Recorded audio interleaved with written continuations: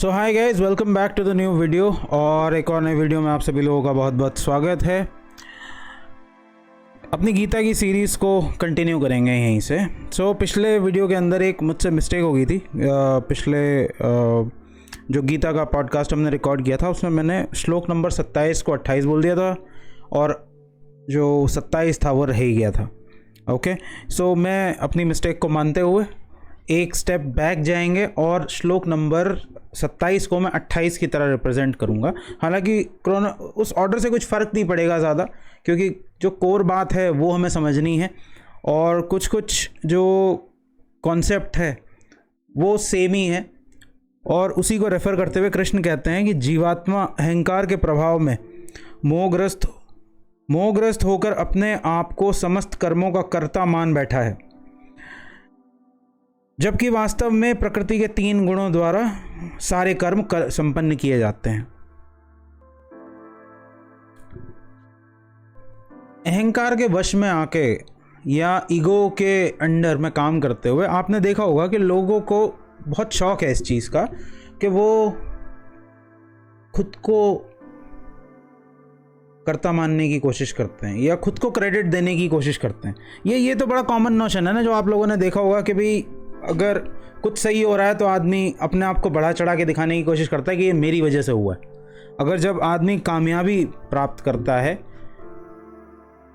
तो वो बताने की, एक्सप्लेन करने की कोशिश करता है कि क्या क्या चीज़ें उसने फॉलो की जिसकी वजह से उसे ये कामयाबी जो है वो हासिल हुई है, बताने की कोशिश करता है। और जब वही आदमी सेम फेल हो जाता है, वही सेम आदमी जब नाकामयाबी उसके हाथ लगती है वो बुरी तरह से फेल हो जाता है। क्योंकि अगर आप इस बात को समझें तो आप 1000 बार फेल होते हैं तब एक बार पास होते हैं। अमेज़ॉन की, अगर आप, कल ही मैं एक पॉडकास्ट सुन रहा था उसमें बता रहे थे कि अगर आप अमेज़ॉन से जाके पूछेंगे तो वो बताएंगे कि जो मोस्ट प्रॉफिटेबल बिजनेसेस हैं वो हज़ारों में से एक हैं जो फेल हो चुके हैं। यानी मान लीजिए AWS के थ्रू अगर अमेज़ॉन प्रॉफिट कमा रहा है तो उससे पहले 1000 फेलियर वो देख चुका है। 1000 कंपनीज उसने खरीदी थी जो कि फेल हो गए थे, 1000 बिजनेस आइडिया के ऊपर पैसे इन्वेस्ट किए थे जो कि फेल हो गए थे। सिर्फ एक आइडिया है जो काम किया है, उससे पहले 1000 फेलियर्स की लिस्ट खड़ी हुई है। तो जब आदमी फेल होता है तो वो रिस्पॉन्सिबल ठहराता है किसको, किस्मत को, या अलग अलग लोग अलग अलग चीज़ों को रिस्पॉन्सिबल ठहराते हैं। कुछ भगवान को रिस्पॉन्सिबल ठहराते हैं, कुछ किस्मत को रिस्पॉन्सिबल ठहराते हैं, कुछ ज़िंदगी को रिस्पॉन्सिबल ठहराते हैं, कुछ हालात को रिस्पॉन्सिबल ठहराते हैं। बट जब वही लोग कामयाब होने लगते हैं तो वो उसका श्रेय किसे देते हैं? अपने आप को। अब या तो जिम्मेदार किस्मत है या फिर जिम्मेदार आप हैं। या तो अगर आपको जिम्मेदारी लेनी है तो अपने फेलियर, कामयाबी के साथ साथ अपने फेलियर की भी उठाइए। अगर आप कामयाबी की जिम्मेदारी लेना चाहते हैं तो फेलियर की कौन लेगा? और अगर आप जिम्मेदारी छोड़ना ही चाहते हैं तो पूरी की पूरी तरह छोड़ दीजिए। बुद्ध हैं, बुद्ध पूरी तरीके से जिम्मेदार अपने आप को ठहराते हैं। बुद्ध पूरी रिस्पॉन्सिबिलिटी उठाने के लिए तैयार हैं। वो कभी नहीं कहते कि कोई और जिम्मेदार है। इसीलिए बुद्ध बात करते हैं बोध की, बुद्ध बात करते हैं समझ की, ध्यान की, क्योंकि वो पूरी रिस्पॉन्सिबिलिटी उठाने के लिए तैयार हैं कि मेरे कर्म है, मेरी जिंदगी है, ठीक हुआ तो मैं जिम्मेदार, गलत हुआ तो मैं जिम्मेदार। लेकिन नारद हैं ऑन दी अदर हैंड, दूसरी तरफ नारद हैं, नारद पूरी कोई भी जिम्मेदारी नहीं उठाते, वो पूरे छोड़ देते हैं। अच्छा भी तेरा, बुरा भी तेरा, मेरा है ही नहीं, क्योंकि वो भक्त की भाषा है। वो भक्त की भाषा है। ध्यानी की भाषा जिम्मेदारी की है, रिस्पॉन्सिबिलिटी की है। ये चीज़ समझना कि ध्यानी की भाषा होती है रिस्पॉन्सिबिलिटी की। वो गलत के लिए भी खुद जिम्मेदार है और सही के लिए भी खुद जिम्मेदार है। भक्त की भाषा होती है समर्पण की, इसलिए वो ना गलत के लिए खुद को जिम्मेदार मानता है, ना सही के लिए खुद को जिम्मेदार मानता है। सही हुआ तो भी गलती से हो गया होगा, तूने ही कुछ किया है, और अगर सही हुआ है तो भी तूने ही कुछ किया होगा। गलत भी तेरा, सही भी तेरा, ना गलत मेरा ना सही मेरा। ध्यानी की भाषा है कि गलत भी मेरा और सही भी मेरा, मैं दोनों तरीके से जिम्मेदार हूँ। आप दोनों में से किसी भी एक को पकड़ लीजिए, आप अहंकार मुक्त हो जाएंगे। जब आप रिस्पॉन्सिबिलिटी पूरी उठा लेते हैं तो फिर ये अहंकार की भाषा नहीं रह जाती। दोनों में ही आपकी अहंकार से मुक्ति हो जाती है। तो इसलिए कृष्ण यहाँ पर कहते हैं कि जीवात्मा, जो जीव है, जो जीवात्मा, वो किसे कहते हैं? आत्मा। इससे पहले कृष्ण शब्द यूज़ कर रहे थे आत्मा, आत्मा आत्मा किए जा रहे थे। अब उन्होंने सडनली एक और नया वर्ड यहाँ पर इंट्रोड्यूस कर दिया। वो बात कर रहे हैं किसकी? जीवात्मा की। जीवात्मा वो जीव है या आत्मा का वो रूप है या कॉन्शियसनेस का वो रूप है जिसने एक शरीर धारण कर लिया है, जिसने एक जीव का रूप ले लिया है। जब आत्मा एक जीव का रूप ले लेती है तो वो जीवात्मा बन जाती है। आत्मा वो है जिसका कोई रूप नहीं है, रंग नहीं है, आकार नहीं है, उसकी कोई गंध नहीं है। लेकिन जब वही आत्मा, वही कॉन्शियसनेस जब एक शरीर धारण कर लेती है तो वो जीवात्मा बन जाती है। अब उसका एक आकार है, इसीलिए शब्द बना है अहंकार। अगर इस अहंकार शब्द को आप समझेंगे तो ये दो शब्दों का जोड़ है, सिंपल, अहम और आकार। संस्कृत में अहम का मतलब होता है मैं, और मेरा जो आकार है वो बन जाता है अहंकार। यानी जब भी आप किसी भी चीज़ से अपने आप को आइडेंटिफाई कर लेते हैं कि मैं ये हूँ, मैं ये हूँ। और कमाल की बात यह है कि ये आत्मा जो चाहे आप इसे बना दीजिए, यही पिता भी बन जाती है, यही पुत्र भी बन जाती है, यही माता भी बन जाती है, यही पुत्री भी बन जाती है। आप जो इसे बना दीजिए। आप देखिए, एक ही जीवन के अंदर आप कितने अलग अलग रोल प्ले करते हैं, कितने अलग अलग रोल आप प्ले करते हैं। पहले आप पुत्र थे, या मैं अपना एग्जाम्पल लूँ तो पहले मैं बेटा था, फिर मैं बड़ा हो गया, मैं एक भाई भी हूँ, मेरी एक बहन है तो मैं एक भाई भी हूँ, मेरी एक बेटी है तो मैं एक फादर भी हूँ, मेरी वाइफ है तो मैं एक पति भी हूँ, मेरी माँ है तो मैं बेटा भी हूँ, मेरे पिताजी हैं। तो मैं एक ही ज़िंदगी में मैं अलग अलग रोल प्ले कर रहा हूँ। तो मैं इनमें से क्या हूँ? असल में मैं क्या हूँ? असल में मैं कुछ भी नहीं हूँ, इसीलिए मैं कुछ भी बन सकता हूँ। कमाल की बात यह है कि असल में मैं कुछ भी नहीं हूँ, इसीलिए मैं कोई भी रूप धर सकता हूँ। बहरूपिया, रियल लाइफ बहरूपिया। बहरूपिया समझते हैं ना, जो किसी का भी रूप धर लेता है। आत्मा एक बहरूपिया है, उसका कोई नाम नहीं है, उसका कोई रूप नहीं है, इसीलिए उसका कोई भी नाम हो सकता है, इसीलिए उसका कोई रूप भी हो सकता है। शेपलेस ही किसी भी शेप को ले सकता है। ये चीज़ समझना, लाओ त्से ने कहा था कि शेपलेस ही किसी भी शेप को धर सकता है, क्योंकि उसका कोई शेप नहीं है, इसीलिए वो इतना फ्लेक्सिबल है। इसीलिए ताओ की जो फिलॉसफी है वो वाटर की बहुत बात करती है। ताओ की जो फिलॉसफी है वो पानी के आसपास घूमती है। बी लाइक वाटर, लाओ त्से कहते थे be like water. Highest excellence is like water. जो परम उत्कृष्ट से श्रेष्ठता होती है वो जल के जैसी होती है। जैसे जल के जितना, पानी के जितना सॉफ्ट भी कोई चीज़ नहीं है, और वही चीज़ पहाड़ों को काट भी सकती है। पानी पहाड़ों को काट भी सकता है, ठोस से ठोस चीज़ को काट सकता है। वो किसी भी का भी रूप ले सकता है। कटोरी में डालिए वो कटोरी जैसा हो जाता है, गिलास में डालो गिलास जैसा, बॉटल में डालो बॉटल जैसा, कप में डालो कप जैसा। जैसे ब्रूस ली कहते थे कि if you pour water into a cup it becomes a cup, if it's in a bottle it becomes a bottle। तो आत्मा ऐसी चीज है जिसका कोई रूप नहीं है, गंध नहीं है, आकार नहीं है, कुछ है ही नहीं इसका।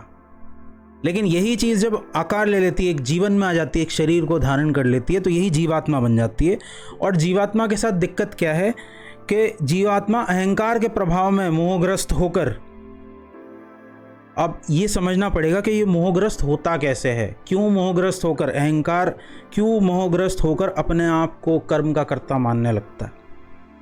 आपके पास शरीर है, इस शरीर में इंद्रियां लगी हुई हैं, यानी सेंसेस लगी हुई हैं इस बॉडी के अंदर, और इस सेंसेस के थ्रू आपको आउटर वर्ल्ड का एक्सपीरियंस होता है।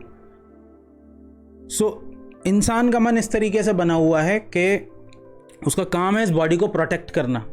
तो ये दुख से दूर भागना चाहता है, सुख की तरफ भागना चाहता है, प्लेजर्स की तरफ भागता है और पेन से दूर भागता है। जो चीज़ें डिस्कम्फर्ट पैदा करती हैं वो इसे पसंद नहीं है बिल्कुल भी। जो चीज़ें कंफर्ट दें, जो चीज़ें प्लेजर दें, अच्छी लगें, जो इसे रिलैक्स कराएं, जो इसे खुश करें, वो चीज़ें इसे पसंद हैं। तो ये सेंसेस उन्हीं चीज़ों की तरफ दौड़ती है, उन्हीं चीज़ों की तरफ अट्रैक्ट होती है। तो अगर कोई सेंसरी प्लेजर चीज़ मिल रही है, जो सेंसेस के थ्रू प्लेजर दे रही है इसे, तो ये उन्हें रिपीट करना चाहता है, ये उन्हें करना चाहता है। और अहंकार, आप समझ सकते हैं कि अहंकार कभी ये कहे कि मैंने तो ये नहीं किया। अहंकार कभी समर्पण की भाषा बोल सकता है, सब किसी और को समर्पित कर सकता है। आप देख सकते हैं अहंकारी को झुका हुआ, कभी भी ये चीज़ पॉसिबल नहीं है। तो कृष्ण कहते हैं कि अहंकार के अंतर्गत माया में, मोह में फंसकर, मोह क्या है? हमारे मन की आदत है चीज़ों से चिपक जाने की, क्योंकि हमारे अंदर इमोशंस हैं, हमारे अंदर इमोशंस हैं। इमोशंस का मतलब ही है कि आपकी एनर्जी एक तरफ ड्राइव हो रही है। बिना इमोशंस के, इमोशंस बहुत ज़रूरी है, इमोशन कोई ख़राब चीज़ नहीं है, इमोशन बहुत ज़रूरी है। इमोशन के बिना आप एक्ट नहीं कर सकते लाइफ में, काम करने के लिए इमोशन चाहिए। लेकिन यही इमोशन अगर एक चीज़ पे कॉन्सेंट्रेट हो जाए, उससे फ़र्क नहीं पड़ता कि वो सही चीज़ है या गलत चीज़ है, तो इंसान का मन उसी चीज़ पे चिपक जाता है। एक गोंद की तरह है इमोशंस जो है, वो एक गोंद की तरह है, चिपचिपी चीज़ की तरह। ये उसी पे, एक चीज़ पे जाके चिपक जाती है, आपको एक चीज़ से चिपका देती है। इसीलिए अगर आदमी दुखी है तो दुख से बाहर आना बहुत मुश्किल होता है। खुश है तो खुशी के मूड में वो कुछ भी ऊटपटांग चीज़ें कर जाता है। अगर वो खुश है तो खुशी में कुछ भी ऊटपटांग चीज़ें कर जाता है। सो जीवात्मा अहंकार के प्रभाव में मोहग्रस्त होकर कि मैं कुछ हूँ, मैं ही कर रहा हूँ, करने वाला मैं हूँ, इस भाव के अंतर्गत आकर समस्त कर्मों का कर्ता अपने आप को मान बैठता है। लेकिन सच्चाई क्या है? वास्तव में प्रकृति के तीनों गुणों द्वारा ये सब संपन्न किया जाता है। जो सत्व, तमस और रजस है, उसके अकॉर्डिंग, उन तीनों के मिक्सचर से मिलकर सत्व, तमस और रजस क्या है? आपके विचार, आपकी भावनाएं और आपकी आदतें। इन तीनों के मिक्सचर से बॉडी एक्शन करती है। कैसे आपके विचार हैं वो डिपेंड करता है आपकी सेंसेस कैसी चीज़ को एब्जॉर्व कर रही हैं, उसी से आपके इमोशंस बनेंगे। और जैसे आपके इमोशंस होंगे वैसे ही आपके एक्शंस होते चले जाएंगे, और जैसे आपके एक्शंस होंगे वैसे ही आपकी हैबिट फॉर्म होती चली जाएगी। तो ये एक ऑटोनॉमस एक्शन बन जाएगा। तो इसके अंदर अगर आप कॉन्शियसली एक्टिव नहीं कहेंगे, इसीलिए बुद्ध बात क्या करते थे कि कुछ भी करो तो बहुत कॉन्शियसली करो, बहुत ध्यान से सजग होकर करो कि क्या कर रहे हो, क्योंकि जो भी करोगे बॉडी उसे सीख लेगी। बॉडी सीखने का मैकेनिज्म है। बॉडी उसी की, जिस भी चीज़ को आप रिपीट करोगे बॉडी उसी चीज़ की हैबिट बना लेती है। इसलिए बहुत ज़रूरी है कि आप जो भी करें उसे सोच समझ के करें, पूरे बोध के साथ करें, पूरे ध्यान के साथ करें। अगर आपने ज़रा भटके, ज़रा आपने कंट्रोल छोड़ा शरीर के हाथ में, तो ये आपको एक मशीन की तरह बना देगा। ये आपको फिर क्यों बोला जाता है ध्यान के लिए, क्यों बार बार बुद्ध जैसे लोग बोलते हैं कि ध्यान से करो, ध्यान से करो। आप अगर ध्यान से नहीं करोगे तो बेसिकली आपके पास एक जानवर की शरीर, एक जानवर का शरीर और एक जानवर का दिमाग है। शायद जानवर से भी खतरनाक है। जानवर जब भूखा होता है तो वो सिर्फ शिकार करता है, खाता और शांत बैठ जाता है। जानवर उतना खतरनाक नहीं है। लेकिन एक इंसान जब लालच में आता है, जानवर के पास लालच नहीं है, या है भी तो बहुत थोड़ा सा है, लेकिन इंसान का लालच इतना ज़्यादा है कि जब इंसान लालच के चक्कर में फंसता है तो वो भले ही पूरी दुनिया को बर्बाद कर देना चाहता है, सिर्फ अपने लालच को, अपनी इच्छा को पूरी करने के चक्कर में। इसलिए बुद्ध जैसे लोग ध्यान की बात करते हैं कि देखो, जब भी आप किसी चीज़ को कर रहे हो तो क्यों कर रहे हो? क्योंकि इंसान से काम कराने वाली दो ही चीज़ें हैं, मेन दो इमोशंस हैं जिसकी वजह से आदमी कोई भी काम करता है। एक है डर और दूसरा है लालच। या तो आपको कोई लालच दिया जाए तब आप कोई काम करने के लिए तैयार होते हैं, या फिर आपको डराया जाए। या तो आपको लालच होता है कि फर्स्ट प्राइज़ मिलेगा इसलिए पढ़ाई करो, या फिर आपको लालच होता है, या पास होने का भी लालच हो सकता है, आपको लालच होगा कि अच्छे नंबर मिलेंगे, अच्छे कॉलेज में एडमिशन होगा, या पास हो जाएंगे कम से कम, इस चीज़ का लालच है इसलिए आप पढ़ाई कर रहे हो, या फिर फेल ना हो जाऊं इस चीज़ का डर है इसलिए आप कर रहे हो। तो इस चीज़ को समझो कि अगर आप डर या लालच के अंदर आकर काम कर रहे हो तो इसमें फ्रीडम तो कहीं है ही नहीं, आपका एक्सप्रेशन तो है ही नहीं। ये तो आप अंडर द इन्फ्लुएंस काम कर रहे हो, कभी under the influence of fear, कभी under the influence of greed. दोनों में से किसी ना किसी के इन्फ्लुएंस में आकर काम कर रहे हो। अगर आप किसी के भी इन्फ्लुएंस में आकर काम कर रहे हो तो यहाँ पर चॉइस तो रह ही नहीं जाती। फ्रीडम का कोई स्कोप नहीं है, समझ का कोई स्कोप नहीं है। और अगर फ्रीडम और ऑफ समझ का कोई फ्रीडम और समझ का कोई स्कोप नहीं है, आप किसी ना किसी के, इन दोनों में से किसी एक के इन्फ्लुएंस में काम कर रहे हो। ध्यान से सुनना, अगर आप डर या फियर में से किसी एक के भी इन्फ्लुएंस में काम कर रहे हो तो आपको कंट्रोल करना बहुत आसान है। या तो आपको लालच दे के काम कराया जा सकता है या फिर आपको डरा के काम कराया जा सकता है। लेकिन जो आदमी ना तो लालच से काम कर रहा है, ना तो वो लालच से ड्राइव हो रहा है, ना वो उसका जो ड्राइविंग फोर्स है, ना वो लालच है, ना वो फियर है, ना वो डर है, तो उस आदमी को कंट्रोल कैसे करोगे? उस आदमी को फिर कंट्रोल करने का कोई तरीका नहीं है। This is the best part. ध्यान का यही सबसे बेस्ट पार्ट है। कंप्लीट फ्रीडम मिलती है आपको अपने एक्शंस की, कंप्लीट फ्रीडम एकदम, क्योंकि आप रिस्पॉन्सिबल हो। आप हर चीज को सोच के समझ के एक एक कदम फूंक के जब आप काम कर रहे हो तो आप पूरी रिस्पॉन्सिबिलिटी लेने के लिए तैयार हो जाते हो, क्योंकि आप पूरी समझ के साथ काम कर रहे हो। आपको पता होता है कि आपके एक्शन का कॉन्सिक्वेंस होगा क्या, इसीलिए आप उसकी रिस्पॉन्सिबिलिटी लेने को भी तैयार होते हो। लेकिन जब आप अंडर द फियर या फिर अंडर द ग्रीड आप काम करते हो तो आप पहली चीज़ तो आप फ़ायदा या नुकसान नहीं देखते, आप बस अपने आप को बचाने की सोचते हो कि कैसे ना कैसे बस मेरा फ़ायदा हो जाए, मैं बच जाऊं। अगर डर है तो मैं बच जाऊं, लालच है तो मैं ये चीज़ पालूं। उससे फ़ायदा है या नुकसान है वो आपको अभी नहीं समझ में आएगा, वो जनरली बाद में। आपको फ्यूचर का कोई स्कोप नहीं दिखाई देता। ऐसे बहुत सारे लोगों को आपको उदाहरण मिलेंगे करियर में, जो लोग स्टार्टिंग में किसी करियर को परस्यू करना चाहते थे, उन्हें वो करियर मिल भी गया। वो फॉर एग्जाम्पल उन्हें लगा कि ये जो फलां करियर है उसके अंदर बहुत पैसा है, नाम है, हम इसलिए इस कोर्स को करेंगे और इसमें अपना करियर बनाएंगे, तो उन्होंने ऐसा किया भी। लेकिन जब वो उस जॉब में लैंड किए, उस करियर के अंदर लैंड किए, तो उन्हें पता चला कि कहानी कुछ और ही चल रही है, बिल्कुल भी मज़ा नहीं आ रहा, इसमें एक अलग तरह का सफोकेशन है, एक अलग तरह की घुटन है अंदर, कोई आज़ादी नहीं है, हर जगह पॉलिटिक्स है या हर जगह काम करने का अच्छा कल्चर नहीं है, कोई आज़ादी नहीं है। तो फिर वो हताश निराश होकर वहाँ से बाहर निकलने की कोशिश करता है। तो इन दो चीज़ों से, अगर आप अहंकार से बचना चाहते हैं, अहंकार इन दोनों के अंडर में ही काम करता है, या तो डर या फिर लालच। तो अगर आप अहंकार के चंगुल से बचना चाहते हैं तो इन दोनों से संभल कर काम कीजिए। जब भी आप कोई भी काम करने के लिए जाएं तो ध्यान दीजिए कि कहीं ऐसा तो नहीं है कि आप डर में आके काम कर रहे हैं या लालच में आके काम कर रहे हैं। और इससे बचने का सबसे अच्छा तरीका ये है कि आप ये देखिए कि आपको उस काम की कितनी ज़रूरत है। अगर वो चीज़ या वो काम आपकी लाइफ में ना हो तो उससे क्या असर पड़ेगा आपकी लाइफ के ऊपर। फॉर एग्ज़ाम्पल, अगर आपको फास्ट फूड खाना अच्छा लगता है और आपको नहीं खाना चाहिए, ये आपको पता है, तो आप देखिए कि फास्ट फूड खाए बिना क्या आपका काम चल सकता है। अदरवाइज सेंसेस तो क्रेव करेंगी, माइंड क्रेव करेगा, माइंड का काम ही है क्रेव करना। सेंसेस को जो चीज़ अच्छी लग जाती है ना, वो उसी के लिए क्रेव करती हैं, और उसी क्रेविंग में फंस के आप बार बार उसी एक्शन को दोहराते हो। तो उस क्रेविंग को कंट्रोल करना ही आपका काम है, तभी आप एक जागरूक व्यक्ति हो। अगर आपका उस क्रेविंग पे कंट्रोल है, उसी को संयम बोलते हैं, रुक जाना। करने में प्रॉब्लम नहीं है, फास्ट फूड खाने की मनाही नहीं है, लेकिन कब रुक जाना है।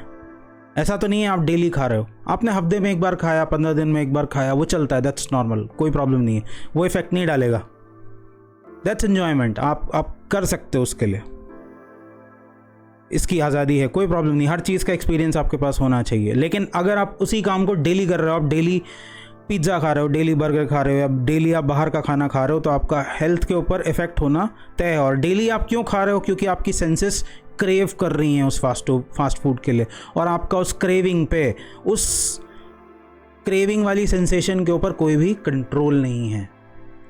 तो आप यहाँ पर अंडर द ग्रीड काम कर रहे हो, आपको खाने का लालच है, आपकी जो सेंसेस हैं वो आपको ही लालच दे रही हैं एक तरह का, कि भाई खा ले, मज़ा आएगा, इन्जॉय करेंगे। नहीं खाया, कैसे कैसे थॉट घूमते हैं कि नहीं खाया तो क्या ज़िंदगी है यार, लोग इन्जॉय कर रहे हैं ज़िंदगी को, तू नहीं खा रहा है, तू कर क्या रहा है, तेरी ज़िंदगी ऐसी निकली जा रही है, खाया पिया नहीं तो कोई क्या लाइफ जी। ऐसे ऐसे थॉट्स देता है, ऐसी ऐसी अजीब गरीब वजह देता है आपका दिमाग आपको। बट ध्यान से अगर इसके अंदर आप देखो तो क्या क्या इंजॉयमेंट का मतलब या लाइफ एंजॉय करने का मतलब ये है कि बॉडी को एक्सप्लॉइट करना? क्या ये है लाइफ को एंजॉय करने का सिर्फ एक तरीका? या फिर लाइफ का असली मजा तब है, लाइफ का असली एंजॉयमेंट तब है जब आपकी बॉडी आपके कंट्रोल में हो, आपकी सेंसेस आपके कंट्रोल में हो, वो आपको कंट्रोल ना करें, आप उन्हें कंट्रोल करो। वो जिस डायरेक्शन में जाना चाहें वहाँ ना जाएं, आप उन्हें जिस डायरेक्शन में ले जाना चाहो आप उन्हें उस डायरेक्शन में ले जा सको। ओके, तो चलिए अब इसी चीज़ के साथ मैं यहीं पर इस वीडियो को एंड करता हूँ। कैसा लगा आप लोगों को ये वीडियो मुझे कमेंट सेक्शन में लिखकर ज़रूर बताइएगा। अगर वीडियो आप लोगों को पसंद आई है तो इसे लाइक कीजिए, अपने दोस्तों के साथ शेयर कीजिए। मैं चलता हूँ, मैं मिलूंगा आप लोगों से अगले वीडियो में। तब तक के लिए thank you so much for watching and I will see you next time. Bye bye.